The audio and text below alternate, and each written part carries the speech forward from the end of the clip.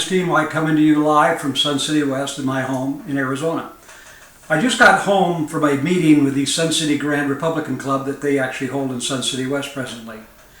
And a number of subjects were discussed.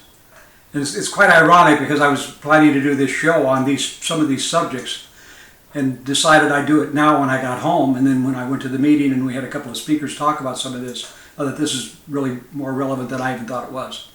I wonder how many of you remember back in the 50s when Nikita Khruschev came to the United Nations and beat with his shoe and said, "We will bury you." And then he had his 8 statements of what would turn America communist. And in those 8, education was down number 6. I personally know that they moved it farther up, but I left it in the order in which he did them for this post on Facebook and Rumble and other places we post when I'm done with the video. But I want to talk to you a little bit about that today. When you really look at what they've done, and Obama, when he was in office and he said he wanted to fundamentally transform America, well, he was just in a long line of people that wanted to transform America, beginning with, say, Wilson in the teens, Roosevelt, Johnson. Carter tried a little bit, but was a little too naive and simple to really get it done. Clinton pushed it forward. Obama pushed it farther. And now you've got puppet Joe Biden being pushed and moved even farther that way. But for anybody that doesn't believe this is going on, you're really not paying attention to our educational system, to our social welfare programs, to our immigration, our lack of immigration system because we don't have one anymore. Our naturalization system, which is supposed to be uniform, has been totally thrown out the window, even though constitutionally it's supposed to be uniform. We all know what uniform means. You know, police have uniforms, fire departments have uniforms, all of our military people have uniforms. Uniform. You make things uniform, like TVs are made in a uniform manner. Nuts, bolts, screens, whatever, all the little electronics go. They're basically uniform. Then you get a bigger screen, bigger screen, bigger screen with more technology, but it's a uniform base. So are cars, brakes, all of that is uniformity. Because if you leave one of those things out, it doesn't work real well. Well, that's what I want to talk to you about. The transformation of America. And how has this taken place over the last few generations? Now, we all believe that there's no one in the world presently, depending on if we fight back. And with the kind of leadership we have in the military now, that's really very questionable because they have totally made a complete mess of everything around the world. However, this nation building is a mess too, because you can change a lot of things within the borders of a country, but you can't change the hearts of people. And that's the problem with nation building. You may be able to change structure, sewer systems, roads, highways, schools, all of that, but you can't change the heart of the people, the soul, how they really believe. Only God can do that. And last time I realized that doesn't work real well is when you really look at how man doesn't change. Professes to be things, but doesn't change. And we are the ones that can change things. But I also realize this, you can't change things by either singing to the choir or just being a member of a choir. Unless, of course, you're a traveling choir and part of your travel takes you outside, say, the church or the auditorium where you sing. I'm more of the evangelist type, where when I became a believer, I went out and opened a halfway house, a Christian coffee house, worked on Skid Row, Hollywood Boulevard, and worked down in a small village in Mexico 2 weekends every month for years, and the other things as well. Because I know that if I just stayed in churches and talked about my experiences and things that had changed my life, I'd be preaching to congregations, choirs in a sense, and not to people who needed the change I had gotten. So you go out and talk to them. Politically, I do the same thing. I go out and talk to people in the streets while I'm getting signatures to run for office or just political activities, wherever I happen to be. It doesn't matter if I'm in a gas station or at a political meeting or in a church or at a grocery store, restaurant. It doesn't matter. You have to speak out. But this transformation of America has been slow and very painful, and most people didn't pay a lot of attention to it. The reason I move education farther up the totem pole is because they had, discrimination somewhere in here, a little higher up. And it's actually waited a lot longer to do because we started fixing a lot of the discrimination in this country, the 60s, all of the legislation they passed. They changed the South for the most degree. I'm not saying there aren't people that don't hate each other in this country, strictly because of color. There's people that hate white people, people that hate black people, brown people, Chinese, Indians, whatever. Until you change the heart of man, you're always going to have it. But to say a whole race is bigots, that really pushes it quite a ways. But that's what they're doing now. But in education, they did that starting back in the 60s, 70s, and they totally took it over.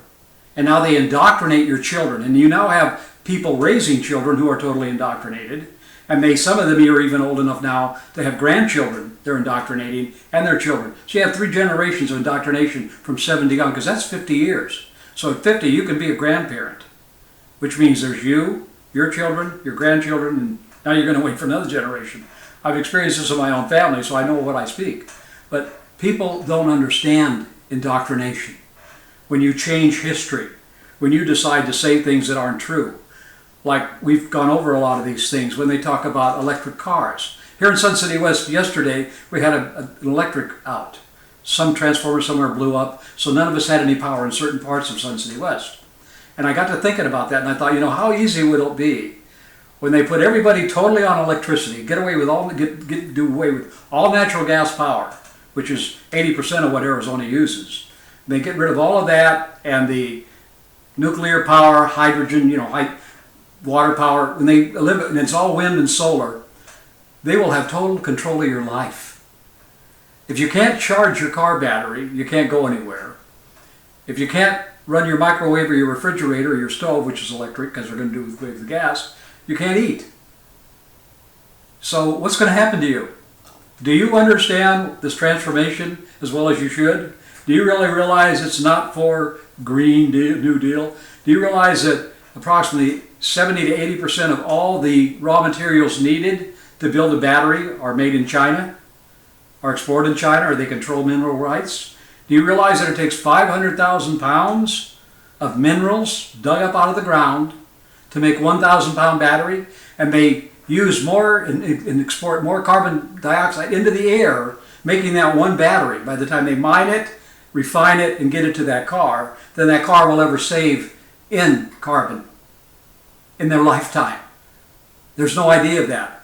You're going to have a semi that now costs $130,000 for gas power that'll go about 1,300 miles in one trip on gas, to a all-electric semi that's going to cost around $300 and some thousand that'll only drive 200 miles. What do you think it's going to cost to send grapefruit, our lettuce, our cabbage, our meat, our makeup, our clothing anywhere when you can only go 200 miles at a time?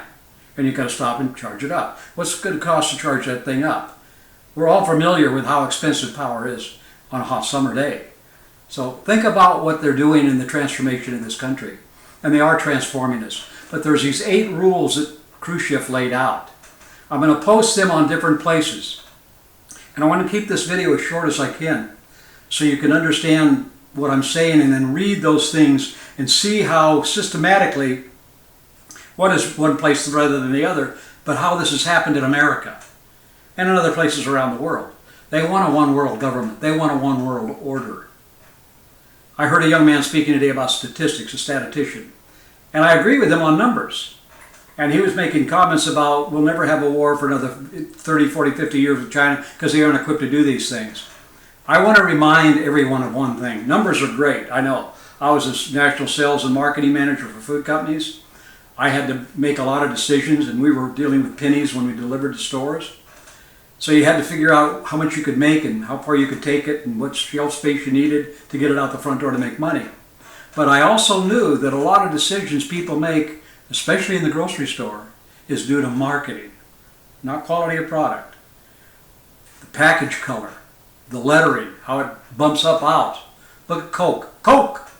Red and white. Coke! That's it. Simple. Packaging has a lot to do with it. Coloring on a sign has a lot to do with it. If you can see the sign behind me, white with red letters. It pops off of white. Newspapers, black and white. They're not colored unless you have a picture, but the verbiage is always black and white. White paper with black letters. It's marketing. That's the emotional tug they make at your heart. That's what packages are supposed to do, attract attention. When the young man was talking about this, he kept saying, statistically, this can't happen, that can't happen, this can't happen, because the numbers just aren't there for, say, China to take over Taiwan. Wars aren't fought just by numbers. In fact, very little of it. Think about World War II. When you sat down and thought about it, and a lot of the generals did before Hitler took over and even after he took over, they knew they couldn't win a war, a long, long war. They needed to march quickly, take things over, and hope we wouldn't get involved, because they knew what kind of power we had. They really did know what we could do in this country. They'd been here for years. They had spies here. They knew what our industry could build very quickly. The Japanese, a lot of them, higher-ups, didn't want war. But you had a couple crazy generals that did, and admirals. They wanted war, so they got one. That's emotion. You can look at the numbers all you want. People do it every day. But marketing is emotion. That's what it works on. So does war. It's done with emotional decisions.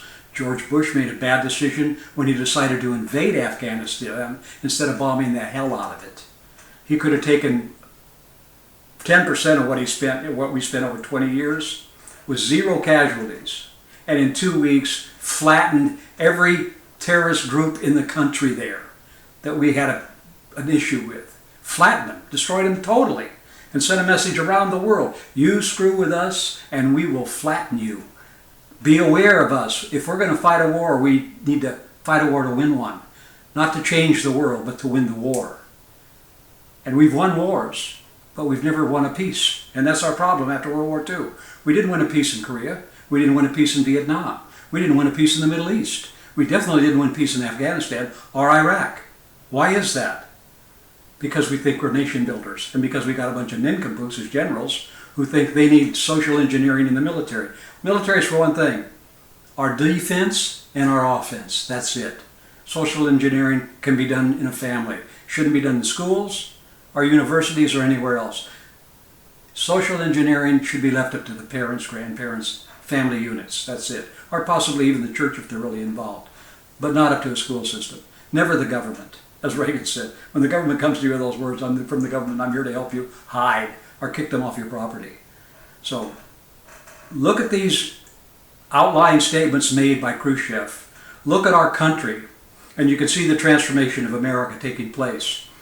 And understand it started 100 years ago, actually 100 plus years ago with Wilson. A little bit with Theodore Roosevelt because he decided to have a national park system which is totally illegal. But his intention was good, but he was on the wrong side of the Constitution. We need to understand these things and deal with them. And remember, China can take over Taiwan if they want to, because it's emotion. How easy is it to get people to do what you want when they're afraid of you? Think back just a few months ago, perhaps a year. How easy was it to get you to close down your business, not go to work, not visit your family, not talk to your neighbor, stay in your house, wear masks, 6 feet apart. I watch people wear masks today in their cars when they're all alone. Fear is a great motivator for people. Fear is a driver emotion. It's a driving emotion. And that's what they use today. Right now they're trying to tell you that if you don't do these things, small business, okay, small business, you're going to do this, or you're not going to have anything. And small business people will go broke if they do it. And I heard some governor from Nebraska saying, this is a bad plan. No, it's not. It's a good plan. Because what they intend to do is they intend big business to run this whole country and put all the mom and pops out of business and ship everything else out of the country so we're a total slave state. I know some people used to tell me I was a conspiracy theorist. Well, guess what? Theories eventually become facts when you study enough. So take a listen to this, read those things, do some research and understand we're a lot closer to them changing this country than we are to fighting back for our freedom. And I invite all of you now to begin to fight back for our freedom. Yeah, I am Claire Van Steenwyk. I'm running for the Arizona Senate in LD 22. But more importantly, you Americans need to stop being part of the choir and start being more evangelical out in the streets and in your own families, okay? So God bless you. Keep us in your prayers. I'll keep you in ours. And let's remember, we are Americans, and we were born free, and we intend to stay free. God bless you, and you know what? I'll be back. Bye for now.